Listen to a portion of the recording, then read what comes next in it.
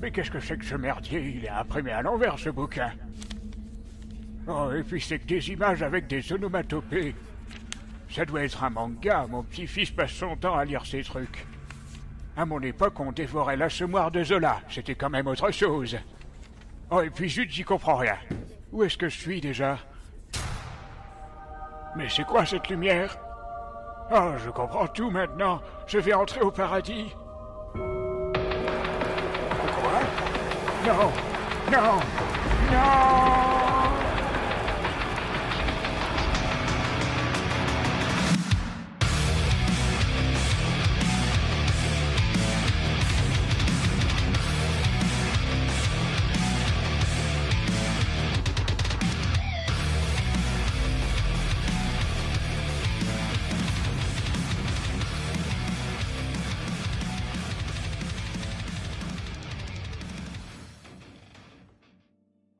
Bonjour à tous et bienvenue pour ce premier épisode de Celestalk Weeb, donc l'épisode pilote où on va vous proposer avec mon équipe d'experts plusieurs activités audio. Donc avec moi ce soir j'ai Ayos, Bien, bonsoir. Amaï Oui, petit pote. et Paglop. Salut. Tout de suite, sans plus tarder, on va lancer le sommaire.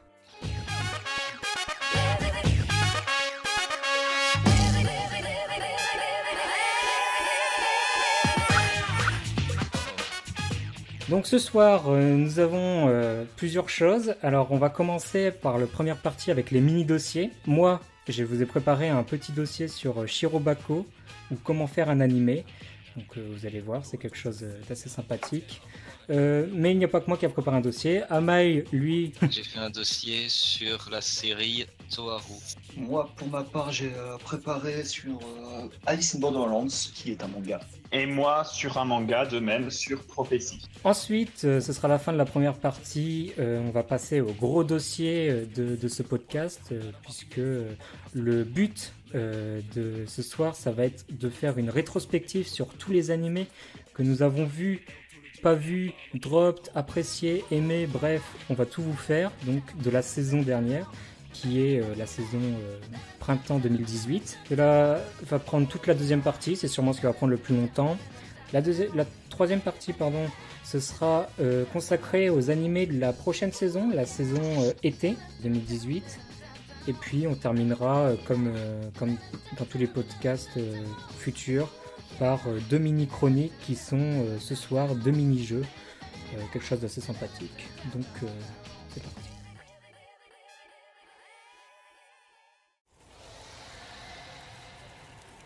Ça n'a pas l'air si mal finalement l'enfer.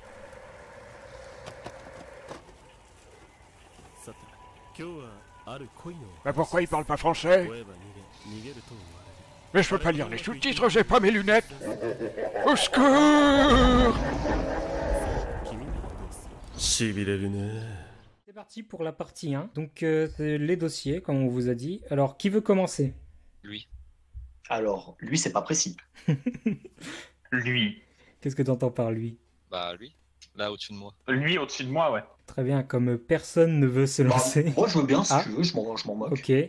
Ok, bah je préfère que quelqu'un d'autre que moi se lance, puisque c'est un peu l'échauffement, c'est pour prendre le truc. Donc, bah vas-y, je t'en prie, t'as la parole, tu peux Ok, dire ce parfait. que tu veux. Donc alors, là, je vais vous parler du coup de dossier que j'ai préparé, donc comme je vous l'ai dit, sur Alice in Borderlands. Et je l'ai choisi parce que c'est tout simplement l'un de mes mangas préférés et des mangas qui m'a clairement fait le plus vibrer.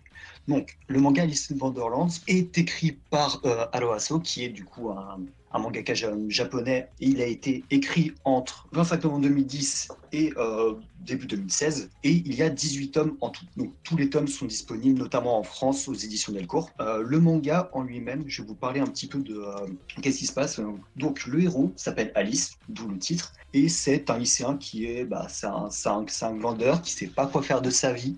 Il passe le plus clair de son temps à traîner avec ses potes et à chercher des choses à faire. Oh, bah, je savais pas que c'était un héros. Je croyais que c'était une Ouais, personne. c'est un héros, effectivement. C'est en fait, il y a d'autres trucs, bon, j'en parlerai un peu plus tard, mais c'est notamment pour le spin-off. Donc les trois personnages principaux, suite à un flash lumineux qui va être dans le ciel, ils vont s'évanouir et ils vont se réveiller un peu plus tard, et en fait dans une ville de Tokyo complètement déserte et en ruine. Ils vont très vite découvrir que c'est plus tout à fait le Japon qu'ils connaissent, car pour survivre, en fait, ils doivent participer à des sortes de jeux qui sont disséminés aux quatre coins de la ville, et chaque jeu leur permet de gagner du temps supplémentaire en vie dans ce monde. Ce temps est en fait, est en fait quantifié en jours. C'est un peu le Golden Saucer géant, c'est ça? Ouais, un petit peu. Trop bien. Et du coup, chaque jeu est défini par une carte classique, par exemple le 3 de cœur. Chaque carte va vraiment préciser le jeu, dans le sens, en fonction de la couleur de la carte, ça va être le type de l'épreuve. Je vous donne un exemple. Le pic, ce sont les épreuves physiques, trèfle, les épreuves d'agilité, carreau de réflexion et cœur, qui sont souvent les épreuves majeures et celles qui vont rythmer les moments importants du manga, sont les épreuves psychologiques. De même, le numéro de la carte va définir sa difficulté. Par exemple, l'As est considéré comme 1, c'est la carte la plus faible. Et 10, c'est la carte la plus forte. Et du coup, on va suivre les trois personnages et bien d'autres qui vont s'ajouter au fur et à mesure de la série à travers ces différentes épreuves. Je peux pas trop en parler parce qu'il y a énormément de spoil dans cette série, à mon avis, tout le monde s'en doute. Mais un peu de twist va rabattre les cartes vers le milieu de la série. Ok, donc c'est une série à scénario surtout? Très clairement à scénario. C'est d'ailleurs, j'ai parlé un peu vite fait des points forts et des points faibles, bien que j'ai pas réellement de points faibles. Je suis pas du tout objectif sur ça. C'est bien le dossier, hein. Aucun point faible. Aucun point faible. C'est Non, le j'ai chose juste, le plus cool au monde. ouais, j'ai Il juste faut arrêter parlé- les animés, on est atteint la perfection. Non, j'ai juste parlé très vite fait du point peut-être un peu osef. Graphiquement, c'est beau sans plus. Voilà, ça fait le taf, sans être aussi exceptionnel qu'un Death Note, qu'un One Punch Man. Voilà, c'est juste, Miura. ça fait le taf. C'est quoi le point faible? Oh, c'est beau. Non, mais je veux dire, c'est pas le genre de planche où tu vas rester, tu vas être putain, c'est vraiment trop bien Oui, dessiné. je Non, vois ce que ouais, tu bien veux sûr, dire. ça fait le taf, quoi. Dans les très gros points forts, c'est en même temps un peu le centre du manga. Les épreuves qui ont été créées et imaginées par l'auteur ne sont jamais redondantes et elles arrivent crescendo au niveau de leur intensité. Plus on avance dans le manga, plus les épreuves vont être vraiment hardcore et clairement elles vont impliquer le lecteur. C'est genre, plus tu avances dans le manga, plus tu te sens concerné par ce qui arrive et plus tu sens que ça peut partir en couille à n'importe quel moment. C'est également, notamment sur ces épreuves qui permettent de faire évoluer les personnages. Dans le sens, forcément, ils peuvent plus se permettre de rester dans le même état d'esprit que lorsqu'ils étaient dans le Japon classique. Ils vont devoir apprendre au fur et à mesure de ces épreuves et notamment au contact des autres personnes qu'ils vont rencontrer. Car ce que j'ai pas précisé, c'est que très rarement les épreuves se font seules. Très souvent, elles sont en groupe, elles peuvent être en coopération, mais elles peuvent également être en opposition. Tout ce que tu es en train de me dire là, ça me fait penser. Ouais, je t'interromps 2 secondes. Ça me Vas-y, fait vas-y. énormément penser à Liar Game. Est-ce que tu connais ce Ouais. manga? Ouais, Est-ce que tu dirais que c'est dans la même tranche de manga ou pas? C'est-à-dire, c'est centré que sur les jeux très, très what the fuck, mais après, il y a énormément de conversations de ah là là, la meilleure stratégie c'est ça, que des gens qui essaient de gruger le game et de le remporter. Ouais, je t'avoue que vraiment, moi, si je dois donner un adjectif à ce manga, c'est humain. C'est super bateau, mais clairement, en fait, les jeux, c'est une excuse pour montrer notamment les différentes réactions d'un être humain dans telle ou telle situation. Ok, Poussé à l'extrême. je vois. C'est clairement, bah d'ailleurs, c'est pour ça que genre il y a autant de personnages et qui sont tous presque, enfin, assez atypiques. Et bah notamment aussi les personnages, c'est en gros le deuxième gros point fort que j'ai dit, c'est le duo de héros. Donc t'as Alice, évidemment, et une fille qui s'appelle Usagi qui va rencontrer dès le tome 2, en fait. Alice et Usagi. Oui, ah ouais, très clairement. Non, n'imaginez pas Diori. Non. Et après- Non, pensez à autre chose. Non, Usagi pas ça veut du dire tout. lapin. Ouais. Oh. Ah. Oh. Bah oui. Tout de suite, il y en a qui sautent à des conclusions bizarres. Je vois qu'on n'est pas sur le même niveau de culture, hein. Ouais, Excuse-moi ça de pas va. encore connaître tout mon vocabulaire. Donc, pour résumer de ce que j'ai compris, en gros, contrairement à Layer Game, où l'intérêt se porte vraiment sur le jeu et le design de jeu pur, un peu comme à la Yu-Gi-Oh, etc., Alice, c'est plus sur la détresse psychologique des personnages. Genre, Énormément. qu'est-ce que tu ferais Ouais. dans cette situation-là? Et du coup, ça t'appelle beaucoup Ouais. sur cette corde-là. Ouais. C'est Ça, c'est vachement plus cool. la réaction face au jeu que le jeu, quoi, en quelque sorte. Ça m'intéresse Très beaucoup ce que clairement, tu ouais. dis. Ouais. D'un point de vue émotionnel, c'est difficile. C'est triste, putain. Il y a vraiment certains tomes où tu fais une pause, tu vas loin, loin dans la montagne, tu cries un grand coup, et après tu reviens, tu continues. Mais parce que clairement, il y a certains passages qui sont... Ok. Je vois pas vraiment comment le décrire autrement. Et bon, D'accord. évidemment, ça concerne beaucoup les épreuves cœur. Les épreuves qui se basent, qui sont des jeux psychologiques. C'est un peu le climax à chaque fois de Ah, chaque C'est partie. ça, Ouais. c'est le climax. C'est de ça. l'arc. Les gros moments souvent se concluent par des épreuves cœur. Après, un petit truc qui est sympa avec ce manga, qui est peu creusé en début, mais qui est de plus en plus, notamment vers le milieu et un peu moins à la fin, c'est on a beaucoup de chapitres un petit peu hors série, en fait, qui se basent toujours dans le monde de Borderlands, mais qui ne sont pas centrés sur Alice. En fait, on va voir d'autres personnages qui vont participer aux épreuves, et ça permet du coup à l'auteur d'ajouter de nouveaux personnages, en fait. Et toujours dans son esprit, enfin, toujours dans l'esprit de comment est-ce que tel type de personne réagirait à tel moment. Évidemment, les personnages, ils vont au fur et à mesure quand même se regrouper, même ceux qui sont dans les hors-séries, c'est aussi une autre occasion pour les présenter, plutôt que juste le héros les rencontre, ah bah tiens, salut, comment ça va, et ainsi de suite. C'est vraiment... Tu veux rejoindre mon crew de pirates? On cherche le One Piece. Ouais, c'est exactement ça. Je trouve ça super malin comme manière de procéder. Pour conclure un petit peu, je sais qu'il existe une série de 3 OAV. Je sais pas du tout ce que ça vaut et j'ai très peur parce que le manga fait 18 tomes et je vois pas comment en 3 OAV c'est possible de retransmettre toute l'intensité qu'il y a dans le manga. Il veut dire qu'il pense que c'est de la merde. Alors Je qu'il l'a pense que pas c'est vu. de la merde. Oui, je pense que c'est de la merde. Alors Bah, que ça je l'ai pas adapte vu. peut-être Ah, pardon. juste un seul Mais jeu. je pense que ça ou doit quelque être chose ça, comme ouais. Ouais, mais si ça adapte un seul jeu, tu perds tellement. En fait, t'as pas le temps d'être impliqué réellement. Oh, mais c'est peut-être juste une pub justement pour le manga, du coup. C'est possible. C'est possible.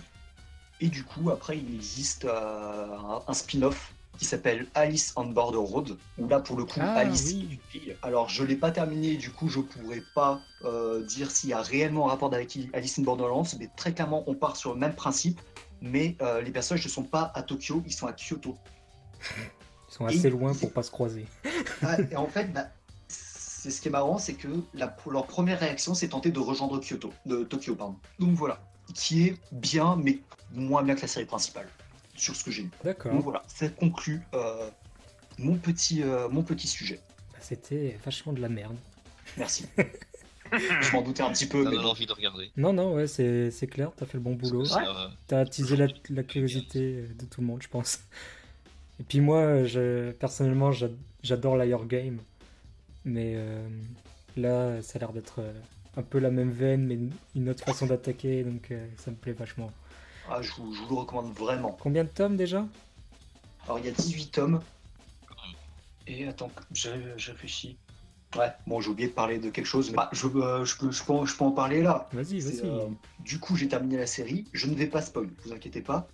Mais Il ne je faut peux plus que ça. parler 2 secondes de la fin, sans spoil. Tout le build-up de l'auteur, toute la création du monde, un peu genre pourquoi est-ce qu'ils sont là, c'était ultra casse-gueule à conclure. Et je peux juste dire que il conclut, c'est magistral.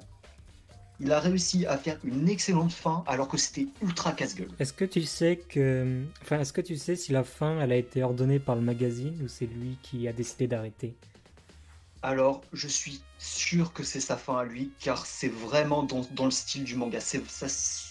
En fait, sa fin est assez logique, mais la manière dont il est amené était magistrale, c'est surtout ça. Mais oui, à mon avis, c'est sa fin. Oui, mais c'est ça, c'est les meilleures fins. Hein. C'est quand je pense qu'il avait déjà prévu la fin avant. Et c'est ce qu'il faut faire dans un scénario. Prenez note, les enfants, avant d'écrire quelque chose, pensez à la fin. Faut pas l'inventer au fur et à mesure. comme la fin de ce podcast. Elle est écrite. Ouais. Tout Ah ouais. est écrit, tout est scripté là. Hein. On verra ça. Ok, bah Même du coup les fails, super. tout est scripté. Super Ayos. Comme tu as fait le dossier en premier, tu as le droit de désigner la personne qui va faire le dossier en second. Complimentez-moi. Non. Ok, Amaï, tu passes. Allez, à ton tour, Amaï.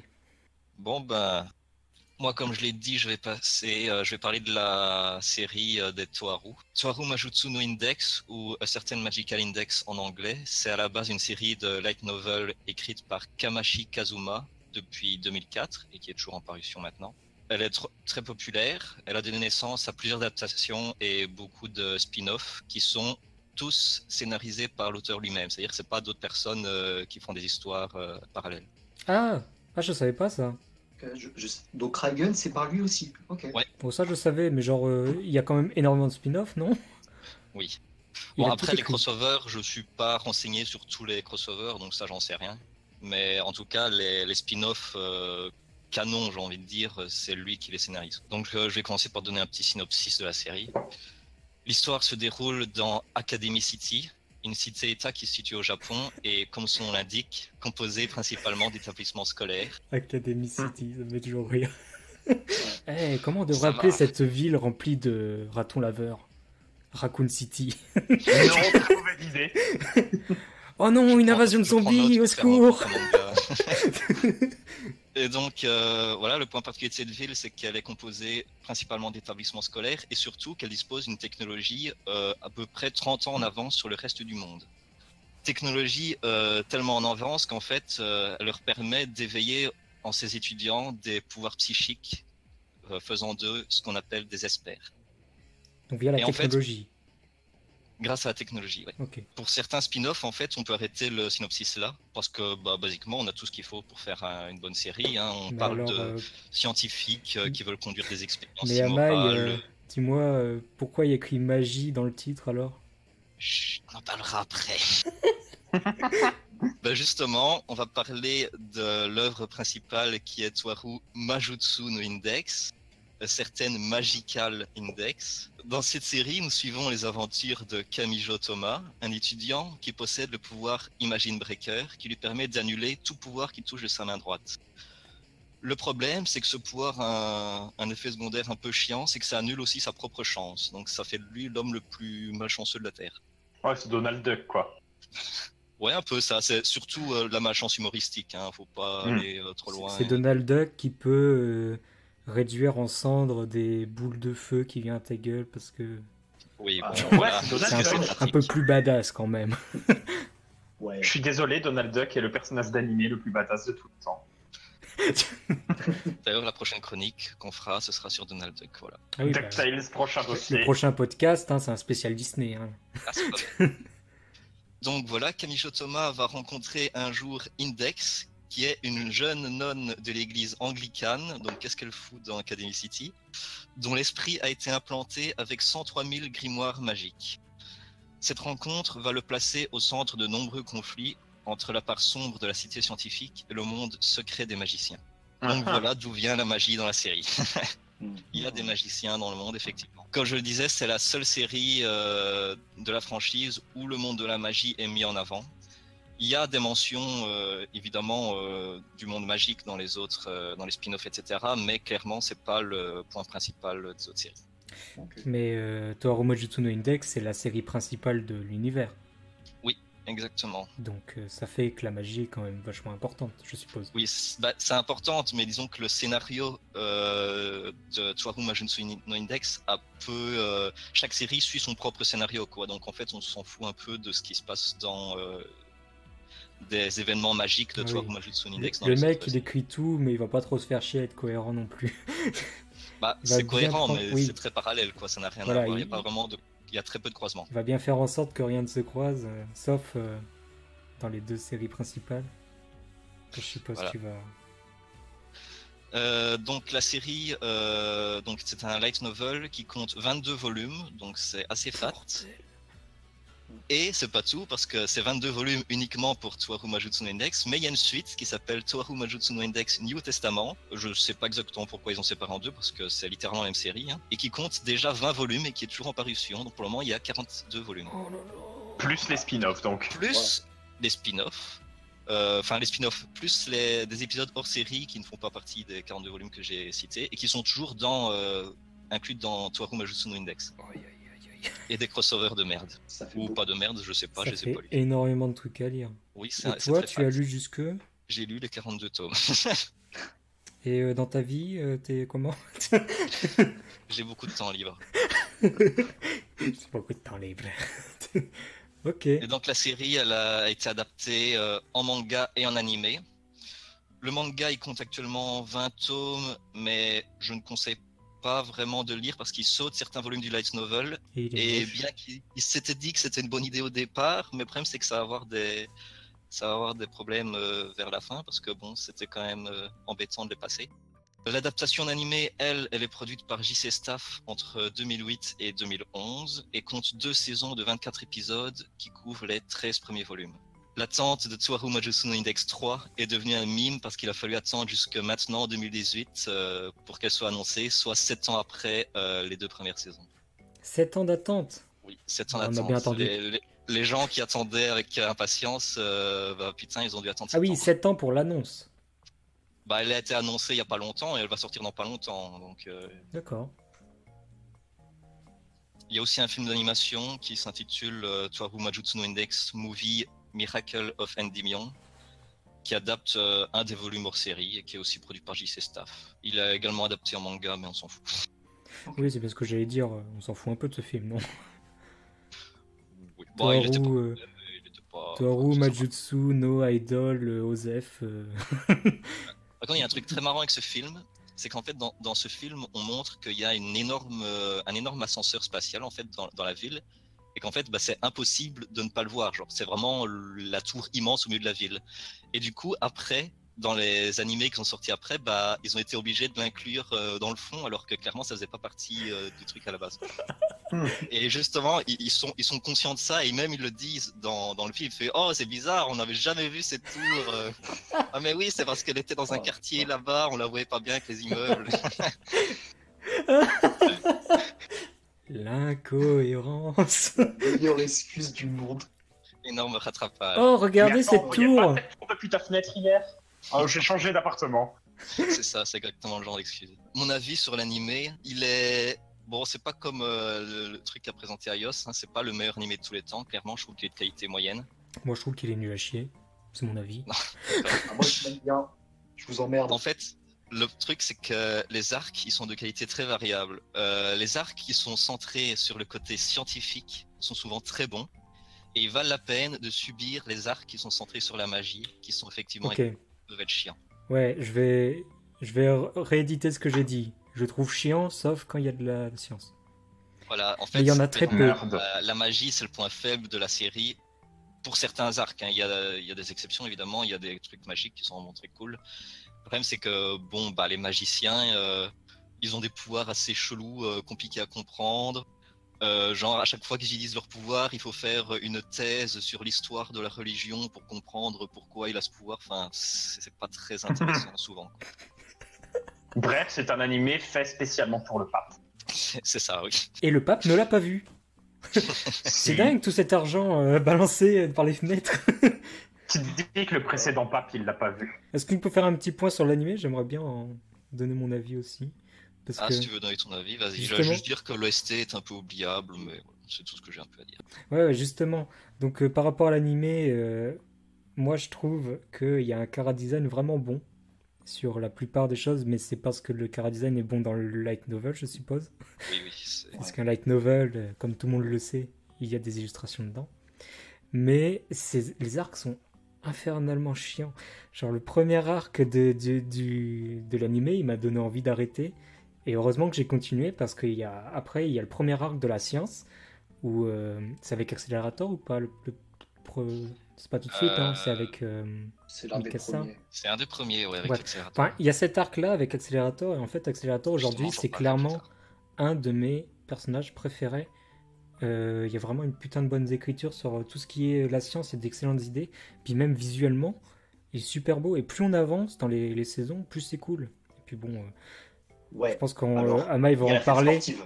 Ama il va en parler, mais clairement, Oui. il y a la science et il y a le spin-off. Et clairement, Majutsu, ça vaut le coup pour se lancer dans Kagaku.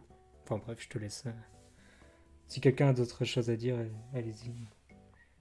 Moi, je peux juste faire un petit point sur le manga, parce que du coup, moi, je l'ai lu, le manga. Ah, intéressant. Parce que moi, je l'ai pas lu, du coup.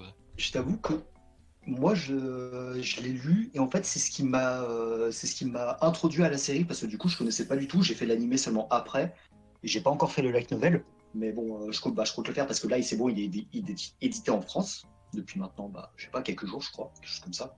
Bref, et le manga, ouais, effectivement, je confirme sur le fait qu'il manque plein de trucs, énormément, c'est assez impressionnant, et du coup, ça m'intéressait de savoir comment ils allaient rattraper ce qu'ils loupaient, et apparemment, mal.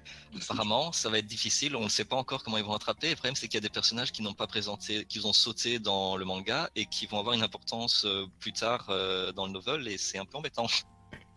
Ok. Du coup, ça va être juste, au fait, il y avait ce personnage-là. Ah, ils vont faire ça en flashback. Ah oui, au fait, on vous a pas dit, c'est passé Ah, ça serait pas con. Hein. au tome 2. Ouais, c'est Et possible. je confirme que le novel est sorti en France ce mois-ci. Donc, on Ouais, est quel c'est mois pas là ce Ah. Tome 1 et 2 par Oui. Ofeb. Voilà, donc on est quel mois Juin, En juillet, je sais plus moi. On est en Non, juillet.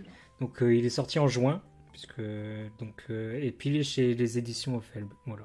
Pour ceux qui veulent les lire en anglais pour avoir tout le contenu, c'est devenu plus difficile de trouver Index, donc les 20 premiers tomes, vu que ça a été licencié évidemment, mais par contre New Testament, c'est facilement trouvable. Mais bon, malheureusement c'est la suite, donc faut pas commencer par New Testament, surtout Oui. pas. Et Ouais. puis nos auditeurs sont des gens qui respectent la loi et qui supportent le marché français. Donc ils vont aller acheter le tome 1 et 2 chez les éditions Faibles, qui je rappelle sont assez sympas puisqu'ils ne se font absolument aucun argent sur cette collection. Sur toute la collection Light Novel en France. C'est pas rentable. Attends, Ah ouais on est sponsorisé, Donc pourquoi on parle achetez des de light choses novels. comme ça? Et n'oubliez pas d'acheter les pâtes Yum Yum, notre sponsor pour cet épisode. Je gagne 5 euros à Et chaque le fois que je fais. PQ. Non, mais attends, faut commencer, ils sont pas rentables. Fais chier. Moi, je veux qu'ils continuent à publier Snafou. Bref. Ah, ils vont continuer parce qu'ils sont passionnés, justement. On parlera peut-être de light novel dans le prochain Oui, numéro. oui, il y a plein de vraiment, light parce novels qu'il y qui sont a bien. beaucoup de choses à dire. Pas toujours, mais il y en a qui sont bien. Ouais, comme ce que tu attendais, je vais en parler. Je vais parler de Toharu Kagaku no Railgun, certaines scientifiques Railgun. Oui. Et donc, c'est le premier spin-off. Je vais donner le C'est synopsis. la Dans meilleure cette chose au série, monde. on suit... Dans cette série, on suit le quotidien de Misaka Mikoto, la troisième sur les 7 Level 5, qui sont les experts les plus puissants d'Academy City. Mais malgré son statut de level 5, en fait, elle mène une vie d'étudiante tout à fait normale et insouciante en compagnie de ses amis. C'est quoi un level 5? J'ai pas compris. Les level 5, donc c'est les experts les plus puissants. En fait, ça j'en ai pas parlé parce que bon, je suis pas rentré dans les détails. Mais les experts, donc les étudiants qui ont des pouvoirs, ils ont un niveau classifié entre 0 et 5. Et basiquement, 0, c'est les personnes qui n'ont pas développé de pouvoir malgré modifications chelou technologique. Comme Thomas, Niveau du 1, coup. c'est vraiment tout pourri, et level 5, c'est les personnes les plus puissantes, il n'y en a que 7. Du coup, Thomas, il est niveau. Et niveau 0. Ok. En fait, son pouvoir est étrange et n'est pas détecté, Pas reconnu. n'est pas reconnu en fait. Ce qui est une malchance parce que les niveaux, en fait, ça a aussi une influence sur ton statut social parce que les niveaux 0, basiquement, ils sont dans des écoles toutes pourries, ils sont pas payés, il y en a beaucoup, c'est des délinquants. Tandis qu'à partir du moment où tu es level 4, tu es dans les plus grandes écoles et tout, tu reçois de l'argent, tu fais faire ce que tu veux. Ça, c'est intéressant, ça. Donc voilà, mais bon, c'est pas juste un slice of life parce que dans la cité académique, évidemment, il y a toujours des problèmes, que ce soit en plein jour ou des trucs un peu plus secrets. Et donc Misaka, surnommée Railgun, va utiliser ses pouvoirs d'électromaster pour sauver ses proches ou des inconnus. Donc ça, c'était le synopsis. Alors, à la base, Toharu Kagaku no Railgun, c'est pas un novel, c'est un manga qui est toujours publié actuellement depuis 2007. Il y a actuellement 13 tomes. Et il a ensuite été adapté en animé, toujours par JC Staff, avec 2 saisons. Une première saison de 24 épisodes en 2009, et une deuxième saison qui s'appelle Toaru Kagaku no Railgun S en 2013. Alors, ce qui est particulier avec l'anime, c'est qu'il contient des arcs originaux, mais c'est pas un mal, parce que bon, on peut se dire, ouais, ils ont ajouté des fillers et tout, c'est de la merde. Non, non, il y a des arcs, c'est vraiment des arcs intéressants, originaux, qui sont vraiment bien. C'est les arcs tranches de vie ou les arcs vraiment... Non, vraiment, même des arcs pas tranches de vie du tout, Ok. carrément du plot. Moi, ce que je préfère... Du tout. Ce que je préfère le plus dans cette série, c'est un peu la tranche de vie, moi. Ouais, bah, voilà. Enfin, découvrir vraiment le monde, moi. Tout ce qui est world building dans cette série, c'est ce que Il j'aime y a le plus. beaucoup de world building, justement. En fait, il y a même, je trouve, plus de world building dans Toaru Kagaku no Railgun que dans Majutsu, entre guillemets. En fait, surtout pour ce qui est de la ville, parce que, étant donné que c'est un peu une tranche de vie, bah, on voit vraiment c'est quoi la vie au sein de la ville. Tandis que dans Majutsu, bah, ils vont toujours être embarqués dans des aventures un peu étranges, donc du coup, bah, c'est pas le quotidien qu'on voit, quoi. Et donc voilà, et il y a aussi un arc de la saison 2 qui coïncide complètement avec un arc de Toaru Majutsu no Index, mais ça, il faut voir la série pour comprendre. Mais c'est très intéressant, ça donne un deuxième point de vue très intéressant sur cet arc. Oui, et plus on avance dans la série, plus les personnages de Kagaku se retrouvent dans Majutsu. Oui, les personnages, clairement, de tous les spin-offs, en fait, bah, c'est des personnages qui sont de la série principale, c'est des personnages qu'on voit dans les autres spin-offs. Je veux dire, tout se passe quasiment dans cette ville, et donc du coup, bah, les personnages se croisent très facilement. Voilà. Il y a aussi des volumes light novel de Toaru Majutsu no Index qui sont intitulés Toaru Kagaku no Railgun, et donc qui sont bah, dans cette lignée avec Misaka en personnage principal. Donc techniquement, il y a des light novels, oui. Donc mon avis sur l'anime Railgun, bah, c'est... Bon, je vais laisser Drake donner le sien, tiens. Parce que je pense qu'il a le même que le mien. Ah ouais? Eh mais j'ai rien préparé, merde! Puis là, t'entends des bruits de feuilles et tout. T'entends un dossier énorme. Alors, Railgun. C'est de la merde. Non, Railgun, c'est clairement une véritable claque. Après la purge qui était Majutsu dans Railgun, t'as vraiment tout le côté world building, comme on a déjà dit. On apprend énormément de choses sur la cité. Il y a l'apparition de comment est gérée la police, parce que bon, quand t'as des étudiants qui ont des pouvoirs, ça fout la merde évidemment, et il faut bien réprimer tout ça. Donc t'as des gens qui foutent la merde. Après, quand c'est des level 5 qui foutent la merde, c'est encore plus de problèmes. T'as aussi comment on traite les level 5, genre on peut les utiliser pour aller faire des missions, des trucs comme ça. T'as toute la diversité des pouvoirs, etc. Ce qui fait qu'à chaque nouvel arc, t'as toujours quelque chose d'extrêmement créatif. Déjà, le chara design, il est ouf. Après, tu te dis, ah, mais c'est quoi son pouvoir? Est-ce qu'elle est forte, etc. Et oui, elle est super forte parce qu'elle tire des putains de lasers nucléaires. Oui, ça c'est trop bien.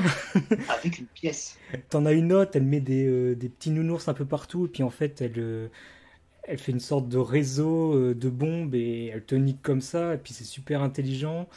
Et puis surtout, c'est super bien mis en scène. Bon, ça, c'est des batailles un peu loin, mais etc. Ce que je veux vraiment dire, c'est qu'à chaque nouveau combat, c'est toujours... Ça n'a rien à voir avec le précédent, en fait. T'as bien beau avoir Railgun qui a son petit pistolet à... Bon, son Railgun qui est pas un petit pistolet, c'est un truc très très puissant, c'est une level 5. Après, t'as aussi... comment elle s'appelle, sa copine? J'ai oublié. Kuroko, donc la meilleure, qui peut se téléporter. Ceux-là, tu les vois un peu souvent. T'en as deux autres que tu vois, mais qui sont un peu moins fortes, mais qui sont quand même bien. Et puis après, t'as vraiment plein de personnages qui vont se suivre. Voilà. Oui, s'ajouter. C'est ça. Et ça va vraiment donner l'impression que t'as un univers ultra fourni. Et c'est trop cool.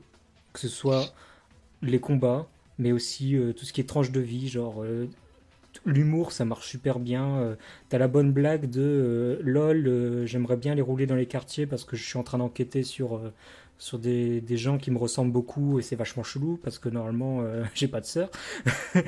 Et elle rentre dans l'internat et puis t'as la maîtresse d'internat qui la chauffe, enfin des trucs comme ça. Et genre c'est des personnages normaux, puis donc ça fait des bonnes blagues. Mais voilà, t'as beaucoup d'interactions aussi avec des personnages tout à fait normaux, parce que bon, il n'y a pas tout le monde qui a des pouvoirs, il n'y a pas tout le monde qui a un super-héros, il y a beaucoup le côté slice of life, mais dans le sens où il y a des interactions avec des personnages tout à fait normaux et leur vie normale. C'est ça, et puis un danger, ça peut survenir à tout moment, genre ils sont en train de boire un truc dans un café, Et tout d'un coup, il y a des coups de feu dehors, et puis t'as Kuroko, elle se lève, puisqu'elle fait partie d'une équipe qui est un peu une sorte de police, police Ça, étudiante.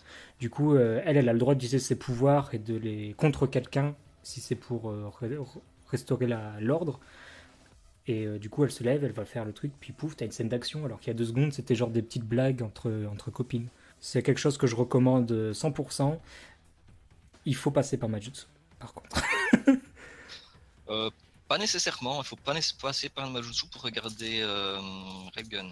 Je pense qu'il faut Je pense vraiment que voir la c'est- si saison tu veux 1. vraiment C'est un apprécier. plus. Je- Au moins voir, oui, l'arc si justement vous qui est en ratez- commun avec les deux, c'est quand même sympa de le voir avant. Ouais. Voilà, il faut- Donc au moins la saison 1, c'est vrai que c'est bien. pour moi, il faut vraiment voir Accelerator. Très Ah oui, important. le c'est personnage bon, accélérateur. Très très important. Bon, Ben, justement, en parlant d'accélérateur, donc on va bientôt finir ce dossier, mais j'ai parlé des autres adaptations de Troisième manga. spin-off. Voilà, Troisième spin-off. il y a encore Mais il d'autres a écrit- spin-offs. Il a écrit une thèse, c'est pas possible. Ça va, je n'ai que 2 pages. Et Moi j'ai j'aime dit- bien, je trouve ça intéressant. 2 pages seulement. Donc du coup, je vais parler des autres adaptations qui sont encore un peu jeunes, donc du coup, ils n'ont pas d'adaptation en animé ou quoi, c'est juste des mangas. Donc il y a Toharu Kaku no Accelerator, qui va suivre les aventures du anti-héros Accelerator, du coup, qui est le plus puissant de tous les experts de la ville en fait. Et basiquement, bah, il n'y a pas vraiment de synopsis à donner, hein, c'est juste lui qui va casser la gueule à des méchants. oui. Et on va pas donner son pouvoir parce qu'il faut le découvrir par soi-même, parce que c'est genre Oui. le truc le plus cool que j'ai vu de ma vie. Il est super original pour le coup comme pouvoir. Et ce manga compte actuellement 8 volumes depuis 2013, donc en fait, ouais, techniquement, il pourra en faire bientôt un animé, hein, j'en sais rien, ça se trouve, voilà. Mais c'est pas encore le cas. Ensuite, il y a Toharu, encore plus récent, Toharu Kaku no Railgun Gaiden Astral Buddy, ça commence à être long les titres, Qu'est-ce que c'est que cette merde? qui est, J'avais qui est un entendu. spin-off de Railgun, donc c'est un spin-off d'un spin-off, Mon qui dieu. parle d'un personnage secondaire de Railgun. Ça commence à aller très loin. Donc on va suivre Okazu Junko, la membre la plus loyale de la clique de la 5e Level 5, alors qu'elle est impliquée dans des événements qui coïncident avec ceux de la série par an, donc Toharu Kaku no Railgun, mais je peux pas trop en parler parce que bah, c'est en rapport avec des événements assez tard dans le manga. D'accord. Il y a un seul volume sorti depuis avril 2017, mais je ne l'ai pas encore lu, donc je ne sais pas dire si c'est bien. Je ne peux pas en parler puisque ça se passe pendant la guerre nucléaire qu'il ne faut pas absolument spoiler. Non, c'est juste que je l'ai pas lu. Et oui, de toute façon, je pourrais probablement pas en parler. Après, il y a encore plein de trucs de merde, des mangas crossover, il y a des mangas comiques au format 4 des trucs un peu marrants, voilà. Mention spéciale simple, juste à Toharu Idol no Accelerator Sama, dans lequel Oh, la j'adore. cité académique a mis en place un plan pour changer les level 5 en idol. Voilà, histoire de bien troll la série. Putain, il était Déjà bien ton 3 dossier, tomes, mais ce là truc. ça commence à devenir de la merde. Qu'est-ce qui se passe? Et voilà, c'est tout ce que j'avais à dire. Ma conclusion, c'est bien. Je crois Index, que c'est bien, il faut savoir subir, mais voilà. Voici ma Je crois que conclusion. l'éditeur forcerait à Maï à continuer son dossier avant sa fin naturelle. Et donc n'oubliez pas les 2 premiers tomes achetables chez Ofem. Attends, Attends, parce que j'ai dit 2 premiers tomes, mais ça se trouve j'ai dit de la merde, c'est peut-être qu'un seul. Moi j'ai vu que le premier tome, donc on va dire premier tome pour éviter On de va se- dire- Utilisez le code Celestial Quib pour obtenir 15% de réduction. Je vous ai dégoté un petit code pour acheter des PQ aussi. Yes. Mon mauvais, c'est qu'un tome. Ça s'appelle Toharu Majutsu Manga. Coûte 8€, mais c'est le meilleur PQ sur le marché. Ok, c'était très intéressant tout ça, Maï, merci. Du coup, Paglop, je pense que c'est à ton tour. D'accord. Alors moi, mon dossier va être un peu plus court. Mais je vais donc parler Sans d'un... blague. Ouais.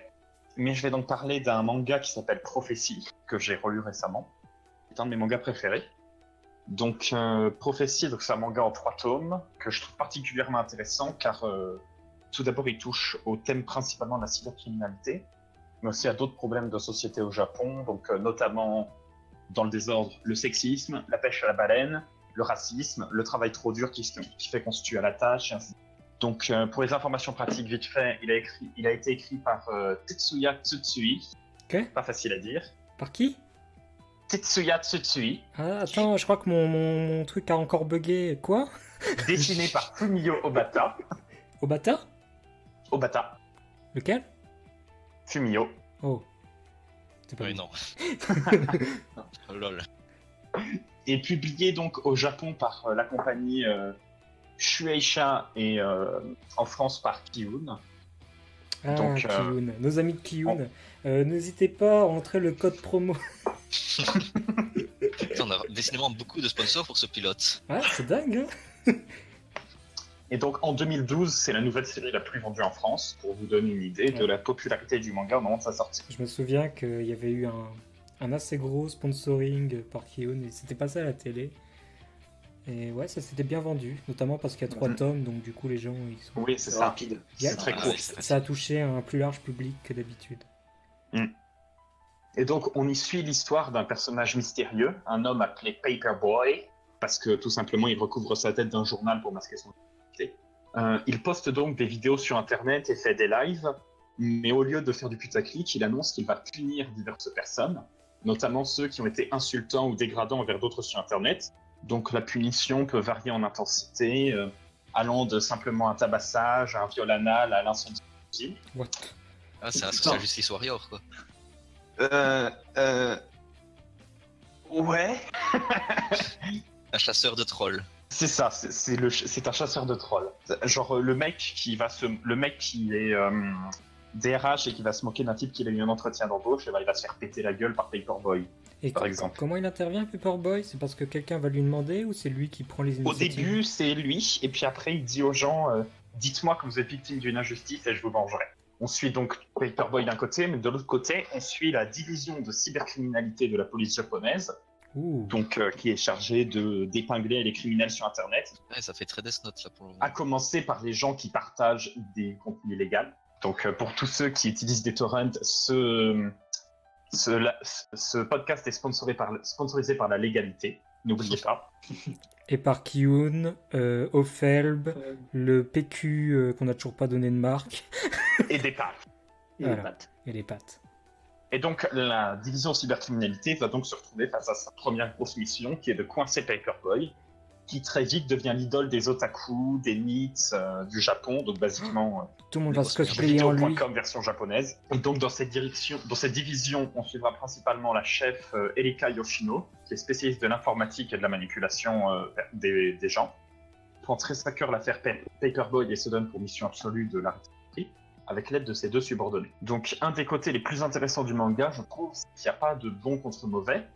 Au début, on peut prendre Paperboy pour une espèce de Robin des Bois qui répare les injustices, mais on se rend très vite compte qu'il utilise des méthodes très extrêmes et pas toujours moralement justifiables. Tandis que la police, qui est au début présentée comme tyrannique et méprisante, ils vont petit à petit être montrés sous une lumière plus sympathique et humaine au cours du manga. Et donc les deux camps, entre guillemets, ont tous les deux raison et tort à la fois. Et on laisse donc au lecteur le choix de décider pour lui-même qui il pense être dans le juste, ou peut-être même que les deux ou aucun ne sont dans le juste, et que personne n'a plus raison que l'autre. Oui, parce que c'est moi qui ai raison. Exactement. Mais du coup, avant tout, donc c'est un manga d'enquête. C'est un jeu de chat et la souris entre la police et donc un cybercriminel particulièrement malin, qui s'y connaît suffisamment en informatique pour passer à chaque fois entre les mailles du filet. Et surtout, on va s'intéresser dans le manga à ses motivations mystérieuses qui sont au centre de l'intrigue. Donc, qui est vraiment Paperboy? Qu'est-ce qu'il va accomplir face à sa violente? Pourquoi est-ce que l'identité secrète qu'il donne est toujours la même? Est-ce que c'est une seule personne ou est-ce que plusieurs personnes sont Paperboy? Comment a-t-il accès à certaines données informatiques très bien protégées? Comment parvient-il toujours à arriver à ses fins malgré la protection policière? C'est toutes des questions qui, dans la conclusion, ont une réponse très satisfaisante. Donc dans un final parfaitement bien ficelé que, évidemment, je ne spoilerai pas. Le dessin du manga, quant à lui, il est bon, sans plus. Les fonds sont souvent très simples, les décors sont simplistes, mais ça laisse d'autant plus de place aux expressions des personnages qui sont très bien dessinés. Les émotions passent extrêmement bien sur le visage des personnages. La colère, le dégoût, la tristesse, la rage, la joie aussi sont très très bien montrés. On s'attache très vite aux personnages parce qu'ils ont vraiment on s'identifie très vite à eux parce qu'ils sont très humains, non seulement via l'écriture, mais aussi par le dessin qui les rend vraiment crédibles parce qu'ils ont tous une morphologie normale, on va dire, des défauts dans la peau, des choses comme ça, qui les rendent très, très humains. Donc c'est très intéressant d'avoir un manga avec un style plus réaliste que la plupart des autres. Pas de coupe de cheveux à la Yu-Gi-Oh! Exactement, c'est ça. le personnage le plus fantasque, c'est la chef de la police qui a les cheveux châtains, quoi. Oh là là. Hérésie. Ouais, quelle indécence. Et donc personnellement, donc c'est un de mes mangas préférés. Sinon, mon préféré absolument. Wow. Et donc, quand j'ouvre le tome 1, je lâche plus la série jusqu'au tome 3, jusqu'à avoir fini le tome 3. Même si je connais tous les twists de rebondissement de situation, c'est toujours une excellente lecture, quelque chose de très prenant. On se surprend à chaque fois à remarquer des nouveaux détails, à avoir oublié un twist qui est essentiel à la conclusion de l'histoire et à se dire oh c'est vrai, j'avais oublié que c'était arrivé, oh c'est trop bien, c'est tellement intelligent. Oui, je suis un peu con, donc pour moi c'est très intelligent. Et donc on est donc face à une série donc intelligente, très prenante, avec une tension qui ne cesse de monter au cours des 3 tomes jusqu'à un grand final absolument magnifique et qui résout parfaitement bien l'intrigue du manga. Ça donne envie.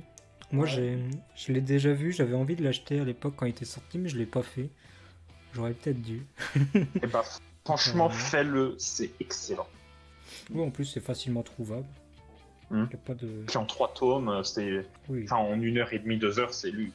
Ou 30 minutes, un tome en général. Ah, ils sont assez épais. Moi, j'ai juste une question. C'est... T'as dit Oui. le manga fait 3 tomes.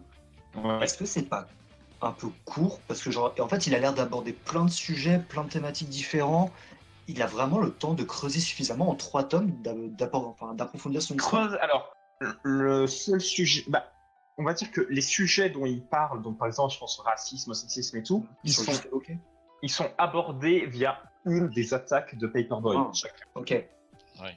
Et le thème principal, Ok. c'est vraiment les motivations de Paperboy. Pourquoi il fait ça? Donc, En oui. fait, c'est littéralement un Death Note, mais en fait, à la place de suivre le personnage principal, en fait, le lecteur, il a plus une vision objective et il doit aussi découvrir les motivations du personnage du côté. Il n'y a pas de héros.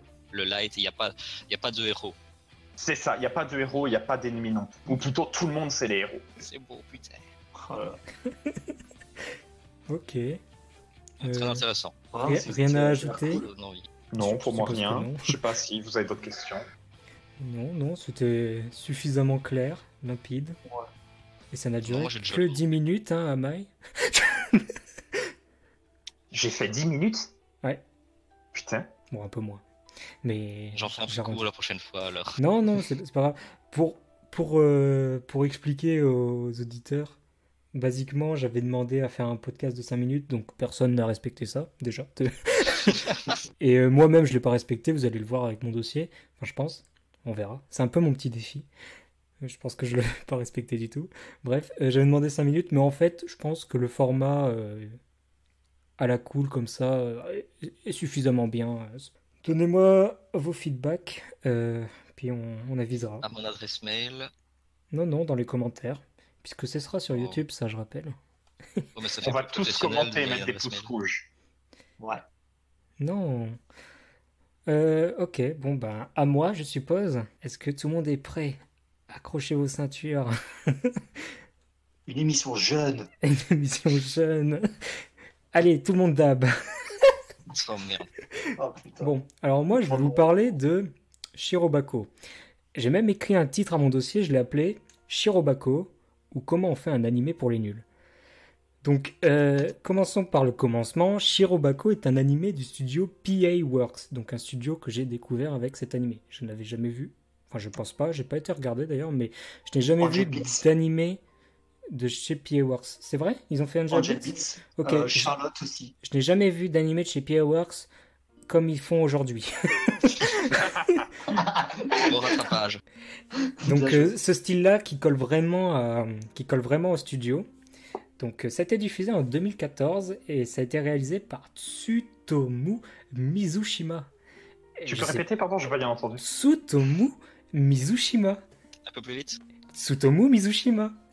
Bien. Encore plus vite. À l'envers, Mashizumi Mitotsu. Oh putain, c'est pas possible. On va Bref, faire ça à chaque fois qu'on va dire un je nom ne sais japonais. pas pourquoi j'ai écrit ça, puisque je ne sais pas qu'est-ce qu'il a fait. Donc, Tsutomu Mizushima, je te dis merci, puisque cette chronique sera globalement positive comme les 3 précédentes. Car c'est vrai que, en général, c'est un peu être un connard de choisir comme premier thème un truc qu'on n'aime pas. Donc souvent, Euh, souvent c'est oh oh. Ça peut être marrant. Ton prochain dossier sera sur Clanade. Ça sera très long. On va faire une émission spéciale sur Clanade, je pense. Après l'émission spéciale sur quoi déjà? Sur Disney, ouais, c'est ça. Sur Donald Duck. Bon.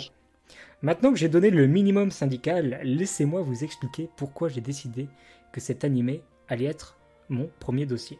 Puisqu'à la base, je devais faire un truc sur Mamoru Hosoda, mais je me suis dit, attends que Mirai sorte pour faire un dossier sur Mamoru Hosoda. Donc, à suivre.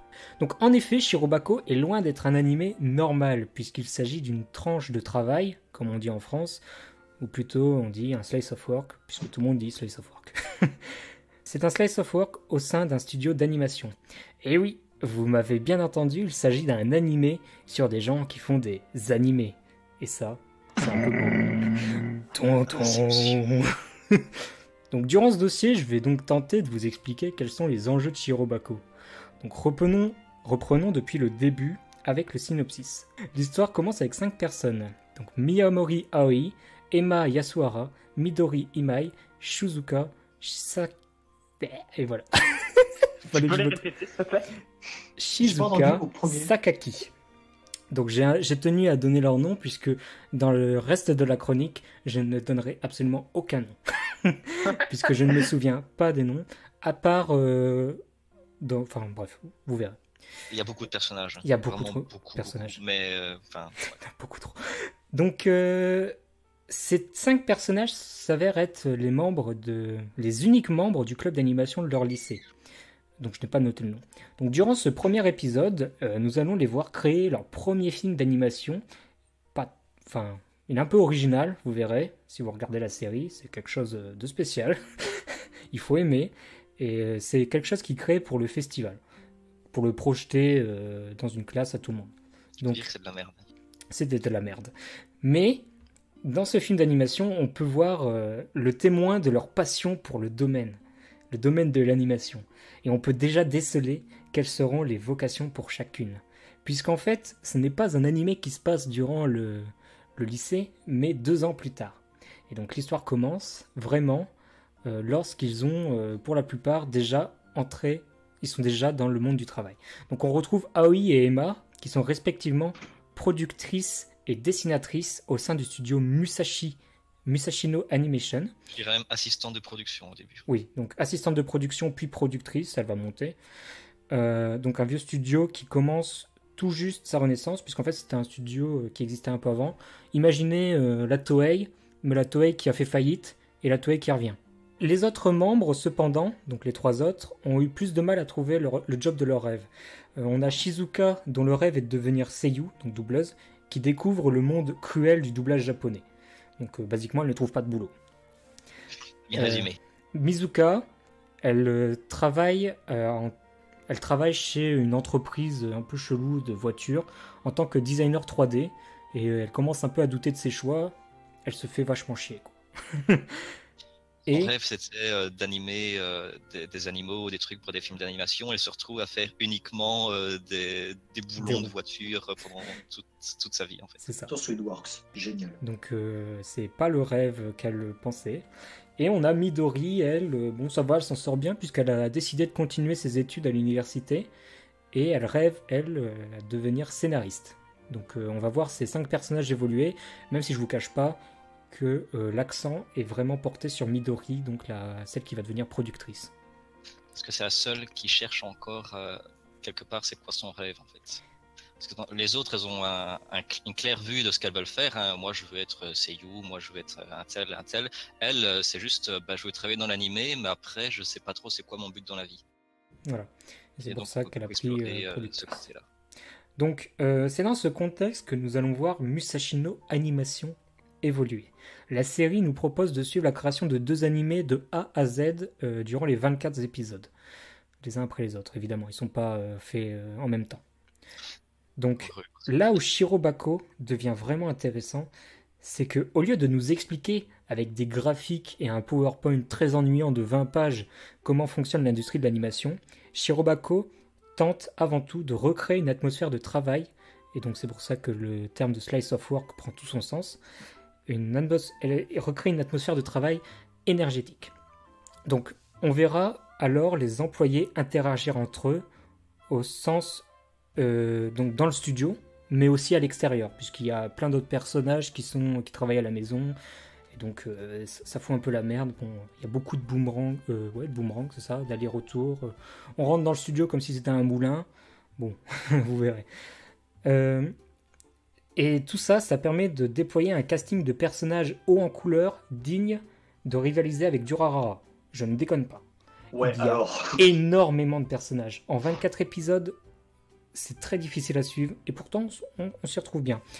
Donc, on y retrouvera parmi ce casting des idiots incompétents, des génies, une Lolita, des jeunes timides qui démarrent, des leaders qui prennent de mauvaises décisions. Bref, le cadre dépeint par cet animé est très très très dynamique. On ne s'ennuie absolument pas.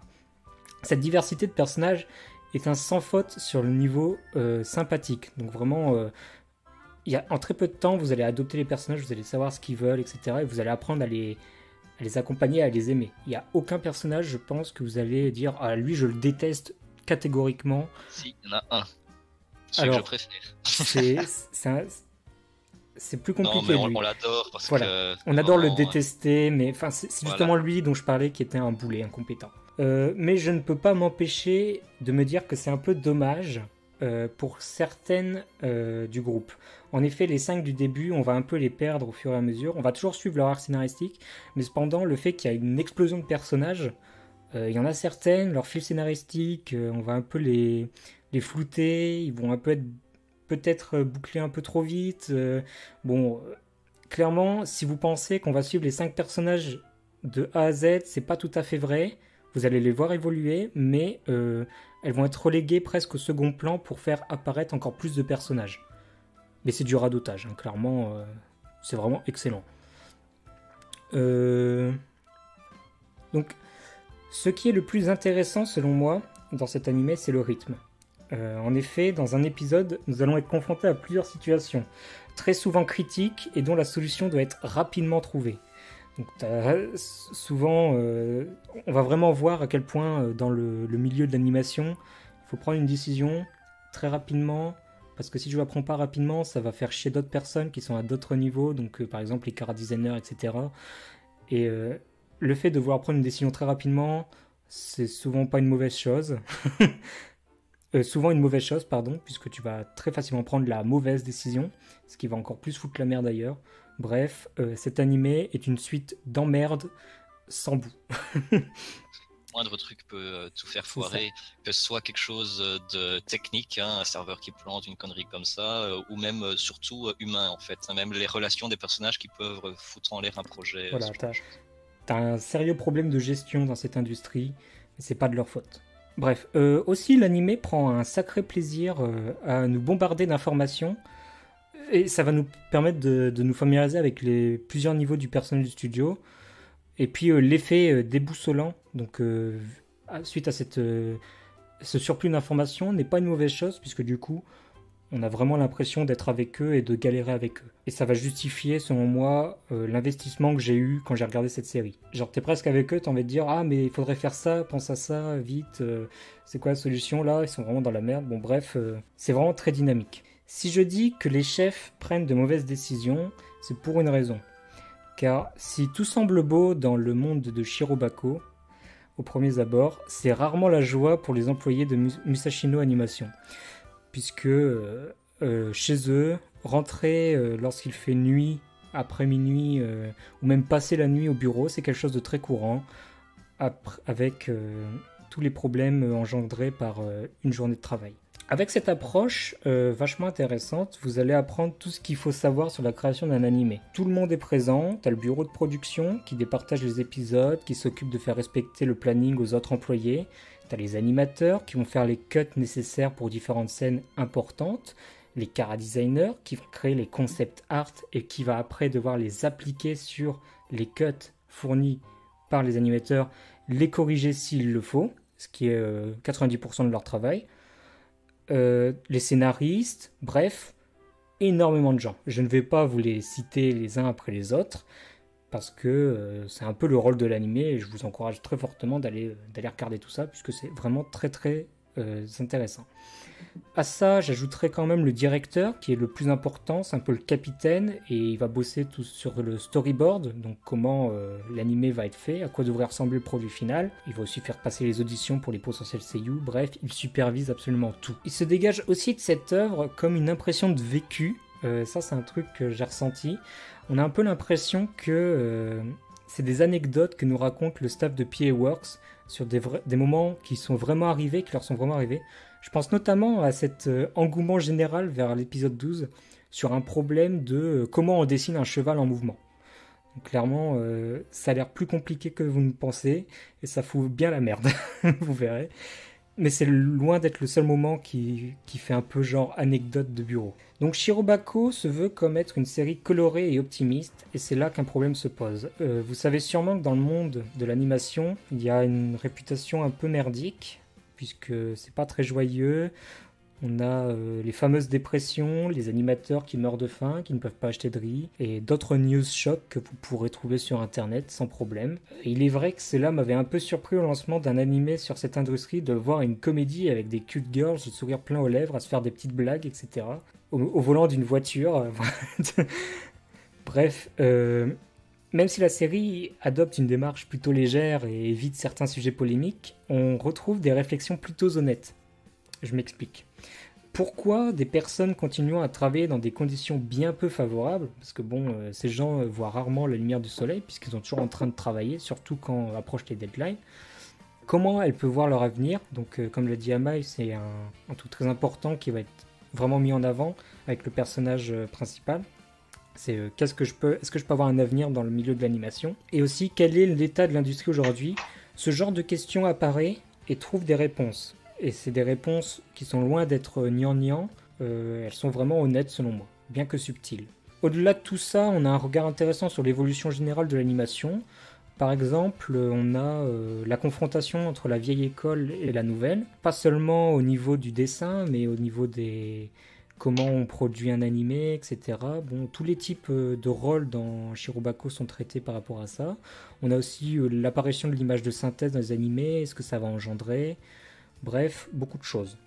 On a aussi la relation comment un mangaka a son œuvre adaptée et qu'est-ce qu'il a à dire ou pas dans ce genre de choses. Bref, ce dossier commence vraiment à durer, donc j'aurais pu vous parler aussi des bienfaits généraux qu'apporte le slice of work, notamment au niveau du travail d'équipe et c'est ce que je pense qui est l'essence du style. Vraiment, c'est le sentiment d'accomplissement dans une équipe, c'est un peu comme un sport, hein. Mais j'ai préféré me focaliser dans ce dossier sur la force de Shirobako, en plus d'être un slice of work, ce qu'elle a en plus. Donc du point de vue purement animé, on a une direction soignée, un visuel très attirant, un doublage de qualité, donc vraiment rien à redire là-dessus. La force de cet animé, c'est que chacune de ses facettes abordées est vraiment juste. On a une justesse qui ne faiblit jamais au fur de ces 24 épisodes. Le visionnage est parsemé de moments mémorables qui font que de Shirobako un animé hors du commun. Cependant, ne soyez pas dupes, vous devez être curieux sur le monde de l'animation pour mordre à l'hameçon. Si vous ne portez peu d'intérêt pour ce dernier, alors je ne peux pas garantir que vous allez aimer, évidemment.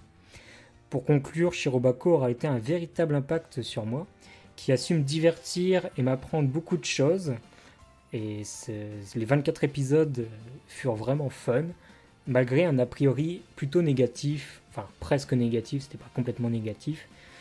Donc un vrai coup de cœur en soi, auquel j'attribuerai volontiers un magnifique 8 sur 10 sur MyAnimeList, si un jour le site revient en ligne. Donc maintenant, si vous avez des questions ou des remarques, je serais heureux d'y répondre et d'y discuter. Moi, je tenais à dire, à un moment, tu disais que c'était ils abordent le problème, le sourire aux lèvres, des cute girls, des machins comme ça, mais c'est pas toujours le cas dans la série, hein. Il y a évidemment des moments, je vais pas dire sombres, hein, je dirais, c'est pas un truc, c'est pas un seinen non plus. Oui, t'as des moments introduisants. Attention, quand je disais ça, c'était vraiment l'a priori que tu vois dans l'épisode 1. Il y a clairement parfois des problèmes. Il y a des personnages qui en arrivent aux larmes, il y a des personnages qui en arrivent au point. Des fois, il y a vraiment des problèmes, on les prend très au sérieux, quoi. C'est pas tous les problèmes ne sont pas pris à la légère. C'est ça. Faut pas se laisser avoir par ce côté oh là là, mais c'est encore un cute girls going to Antarctica, qui était très bien d'ailleurs au passage.